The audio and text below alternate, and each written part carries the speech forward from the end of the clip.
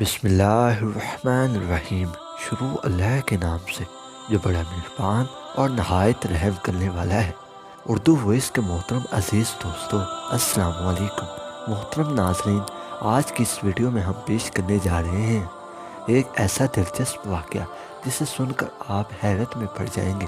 ये वाक़या है शेख अब्दुल कादिर जिलानी रहमतुल्लाह अलैह और एक तंदूर वाले का जिसका आटा सोने में तब्दील हो गया।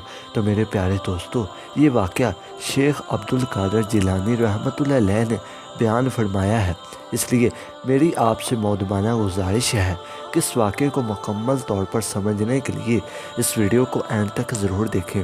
मोहतरम नाजरीन, आप रहमतुल्लाह अलैह फरमाते हैं, एक बार का जिक्र है जब मैं बगदाद शरीफ में था और ज़माना तालिब इल्मी में तालीम हासिल कर रहा था, जब मैं अपने घर को छोड़कर बगदाद शरीफ आया था। जो दिनार मेरी वालदा माजिदा ने मुझे दिए थे वो भी अब ख़त्म हो चुके थे, जिसकी वजह से मुझे काफ़ी तंग दस्ती और आजमाइश का सामना करना पड़ा था और कई रोज़ तक मुझे खाने के लिए कुछ भी ना मिला। अब ऐसा हाल था कि किसी के आगे हाथ फैलाए अल्लाह के सिवा किसी और से मांगे भीख तो सिर्फ अल्लाह ताला के दर से मिलती है। मुझे शर्म आती थी कि मैं किसी से कुछ कहूँ या किसी को ये भी कहूँ कि मुझे भूख लगी है या मुझे खाने के लिए कोई दे दो। अगर इस वीराने से जंगल से कुछ मिल जाता तो ये तो अल्लाह ताला की जानिब से होता, मगर किसी इंसान के आगे शर्म से सर झुकाना ये मंजूर ना था। और कर्ज़ तो मैं अब लेना ही नहीं चाहता था कि कर्ज़ लूं और किसी को कहूं कि मुझे कुछ खाने को दे दे, लेकिन क्या करे, इस वीराने जंगल में कुछ भी नहीं मिल रहा था। ऐसा था कि आंटों से आवाज़ें आने लगी और ऐसी हालत थी कि शायद तुम दम ही निकल जाता कि भूख लग रही थी और इस जगह कुछ भी ना था। अल्लाह ताला से दुआ मांगी, या अल्लाह तो कोई इंतज़ाम कर दे, गैब से मेरी मदद कर दे, गैब से रोटी का इंतज़ाम कर दे। एक दिन भूख की शिद्दत से मैं दरियाए दजला की तरफ गया ताकि वहाँ भी सब्ज़ी के पत्ते खा सकूं, मगर वहाँ मुझसे पहले बहुत से फुकरा और दरवेश मौजूद थे और अगर कोई चीज़ इनको मिलती तो इन सब पर सबका रश पड़ जाता। मैं शहर लौट आया कि वहाँ कोई चीज़ तलाश कर सकूं, लेकिन वहाँ भी कुछ नहीं मिला। बालाखिर मैं भूख से निढाल होकर मस्जिद के एक कोने में बैठ गया और अल्लाह का जिक्र करता रहा।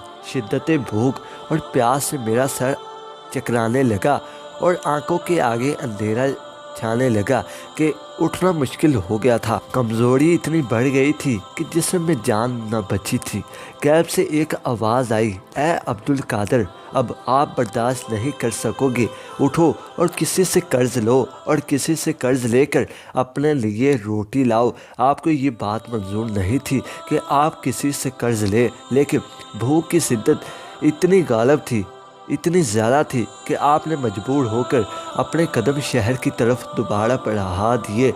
दुकानें तो बहुत सी थी, लेकिन आपको एक नान बाई की दुकान नज़र आई। वो बहुत गर्मा गर्म और खस्ता नान थे जो आपके सामने वो तंदूर से निकाल रहा था। अल्लाह वाले लज्जत के लिए और ज़ुबान के जायके के लिए नहीं खाते, इनकी मजबूरी होती है कि वो अगर ना खाए तो भूख से इनकी जान चली जाए। इसी वजह से उन्होंने इस रोटी को लेना मंजूर किया और ये आवाज़ गैब से आई थी, कोई नफस की ख्वाहिश नहीं थी। अब आप चलती हुई नान वाले के पास आए। इस नान वाले ने आज तक आपको नहीं देखा था, क्योंकि आपने इससे बल्कि किसी से भी रोटी नहीं ली थी और इस नान वाले के दिल में अल्लाह ताला ने इनके लिए ये बात डाल दी थी कि ये अल्लाह ताला की बरगज़ीदा बंदे हैं और जवानी में ही अल्लाह ताला की तरफ रजू कर चुके हैं, तालिबे इल्म है, इसलिए इनके लिए रोटी का इंतज़ाम किया जाए। इसके दिल में खुद ब खुद आपकी इज्जत आ गई और ऐसा लगने लगा कि वो आपको पहचानता है, आपकी बहुत इज्जत करता है। आप फरमाने लगे कि वो मुझसे कहने लगा, आप अब्दुल कादिर हैं? तो मैंने कहा, हाँ मैं अब्दुल कादिर हूँ, वही अब्दुल कादिर जो बगदाद शरीफ में इल्म हासिल करने आया है। आपने फरमाया, हाँ मैं वही हूँ। तो इस नान भाई ने कहा, क्या लेना चाहते हो? मैंने कहा, अगर मैं रोज़ तुमसे एक नान लूँ तो क्या तुम मुझे दोगे? मुझे बहुत भूख है और भूख से पड़ा भी नहीं जा रहा। नान भाई कहने लगा, अरे अरे आप कैसी बातें करते हैं, یہ تو سب آپ کا ہی ہے، آپ چاہے تو پوری دکان لے لے، مجھے کوئی اعتراض نہیں ہوگا۔ لیکن میں نے کہا کہ نہیں، مجھے صرف ایک نان چاہیے اور روزانہ مجھے 1 یا 1.5 نان دے دیجیے گا۔ اس کے بدلے جب بھی میرے پاس پیسے ہوگے تو میں تمہیں قرض لوٹا دوں گا، کیونکہ میں اپنے سر پر کوئی بھی قرض نہیں رکھتا۔ نان والے نے کہا حضرت مجھے کوئی مسئلہ نہیں، میں نے آپ سے کہہ دیا ہے کہ یہ سب آپ کا ہی ہے، جتنا دل چاہے آپ لے سکتے ہیں۔ لیکن میں نے کہا مجھے صرف ایک ہی نان چاہیے جس سے میرا پیٹ بھر جائے اور جس کی وجہ سے مجھ سے پڑھا جا سکے۔ اس کے بعد آپ نے نان لے لیا اور وہاں سے واپس جنگل میں آ گیا اور اللہ کے شکر ادا کیا، اور میں اپنی کتاب پڑھنے لگا، علم حاصل کرنے لگا۔ علم کی منزل طے کیے جا رہا تھا کہ یہ علم دنیا کے علم نہیں تھا، بلکہ اسرار اور رموزیں کھل رہے تھے۔ وہ باتیں پتہ چل رہی تھی جو کسی عام انسان کو پتہ نہیں چل پاتی۔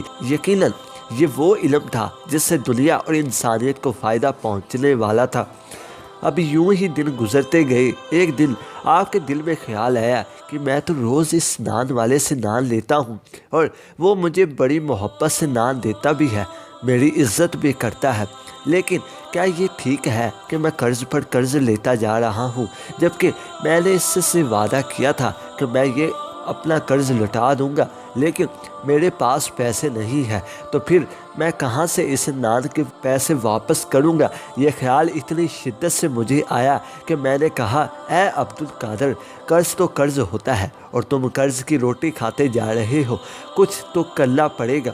اس نان والے کو پیسے تو دینے پڑیں گے، لیکن کوئی صورت نظر نہیں آ رہی تھی۔ آپ کہتے ہیں مجھے اتنی شرم آئی کہ شرم کے مارے کئی دن میں روٹی لینے اس کے پاس جاتا ہی نہیں تھا کہ کیسے میں اس سے نظریں ملاؤں گا۔ بہت دن گزر گئے اور میں اس نان والے کے پاس نہیں گیا۔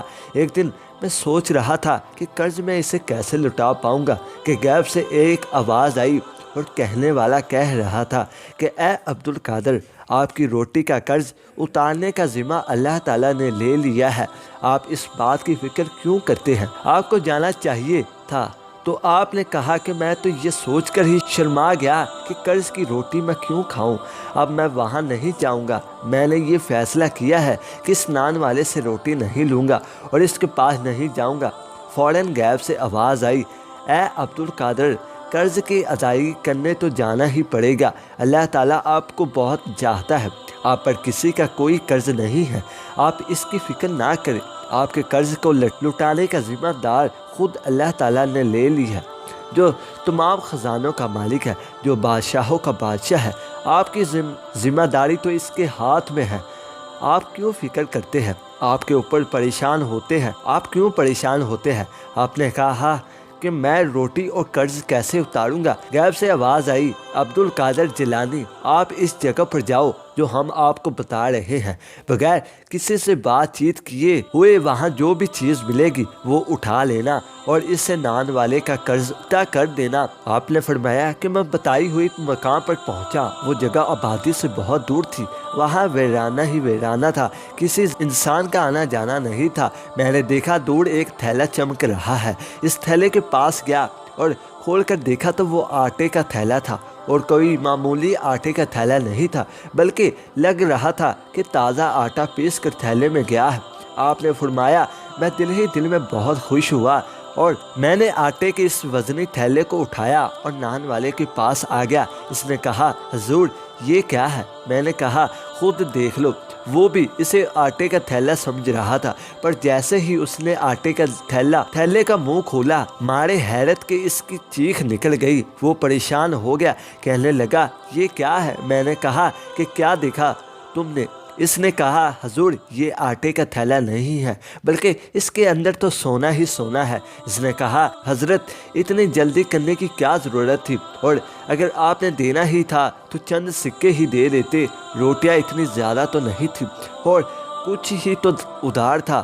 آپ میرے پاس آئے ہی نہیں تھے، میں آپ کا انتظار کر رہا تھا، اور جب آپ آئے ہیں تو سونے سے بڑا ہوا تھیلا لے کر آئے ہیں۔ حضرت قرض تو اتنا زیادہ نہیں تھا جتنا آپ نے مجھے لٹا دیا ہے۔ آپ فرمانے لگے یہ ہماری طرف سے نہیں، یہ تمہیں اللہ تعالیٰ کی طرف سے ملا ہے۔ اللہ تعالیٰ جس نے ہمارا ذمہ لیا ہوا ہے، اللہ تعالیٰ نے ہی تمہارا یہ قرض لٹا دیا ہے۔ اور پھر جس کا قرض اللہ تعالیٰ اتارے تو اس کے پاس تو پھر بے حساب ہی رزق ہوگا۔ وہ نان والا آپ کو عقیدت مند بن گیا۔ تو میرے پیارے دوستو، اس واقعے سے یہ سبق ملتا ہے کہ اللہ تعالیٰ اپنے نیک بندوں سے بہت پیار کرتا ہے۔ اللہ تعالیٰ کبھی بھی اپنے نیک بندوں کو اکیلا اور تنہا نہیں چھوڑتا۔ اس لیے ہمیں چاہیے کہ ہم بھی اللہ تعالیٰ کے نیک بندے بنیں اور صرف اللہ ہی سے مانگیں، کیونکہ اللہ تعالیٰ اپنے نیک بندوں کو کبھی تنہا نہیں چھوڑتا۔ اللہ تعالیٰ ہم سب کو اپنے حفظ و ایمان میں رکھے اور ہمیں صرف اسی سے مانگنے کی توفیق عطا فرمائے۔ آمین ثم آمین۔